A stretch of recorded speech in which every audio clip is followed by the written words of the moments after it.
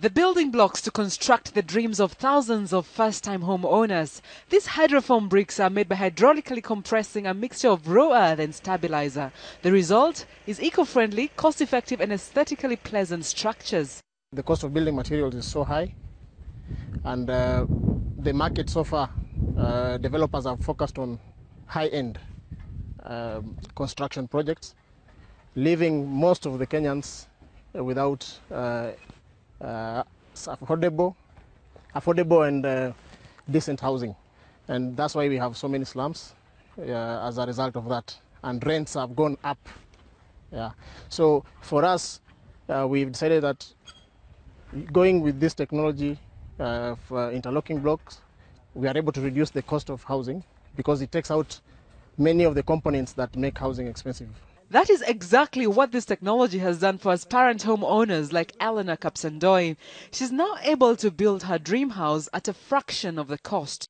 With the same project I wanted to complete, the prices were far different. So interlocking was more affordable and appropriate for those people who really need to have decent homes and can get those homes within what they have. Price is not the only benefit to this building system. It is also environmentally friendly and sustainable. And while it is gaining popularity slowly in Kenya, its green appeal has got the support of the government. Many people still haven't got to know about it. So what we are doing is we are doing a lot of publicity around it. On the web, we go to the expos and trade fairs, to make sure that people get to see it.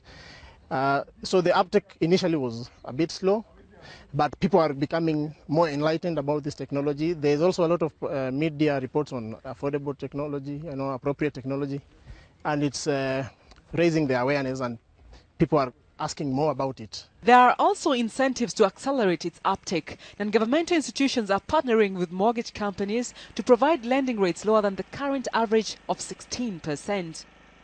In the interest of promoting sustainable building, IFC has signed an agreement with Housing Finance.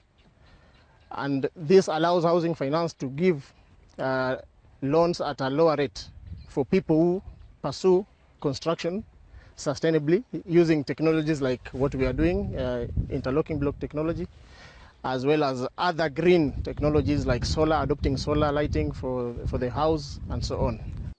So how different are the interlocking blocks in comparison to other conventional building stones? There are numerous savings. Overall is about between 20 to 30% savings, everything else remaining equal because of a number of factors. These blocks are normally made on site, so you don't have to transport them from wherever to bring them on site. That's a saving. You use less material. With interlocking block technology, you don't use mortar in the joints, and mortar is sand and cement. So eliminating that is a substantive cost saving. The cost of construction is also, the labor cost is not very high because the people that do the walling, any unskilled person can be trained in a few days to be able to do the laying of the walls, of course, with the supervision of a qualified mason. So when you look at this, you don't plaster the exteriors because they look beautiful.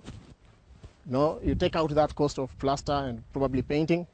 Interiors, if you have to paint, you don't have to because they look nice. When you have to paint, you use and plaster, use very thin plaster because the blocks are very even on both inside and the outside, and therefore there is a very minimal cost of plaster. Ronald Kefa is optimistic that this technology will soon gain popularity among Kenyan builders. More so, he's convinced it is key to access to decent and affordable housing for millions of Kenyans. The resilience and dedication he has shown over the years is a lesson for entrepreneurs venturing into any business. Steve Jobs said you have to be crazy, you have to be crazy enough to hold to a certain idea, believe in it and push it, When any entrepreneur, when they want to start a certain project, there is always some level of doubt, And there are even more doubting Thomases around them, telling them it's not possible, you might just burn your fingers, all your savings might disappear in this. But, you know, every entrepreneur has to start with that conviction that it's going to work. And, you know, they say that if you have never failed, you know, you've not succeeded.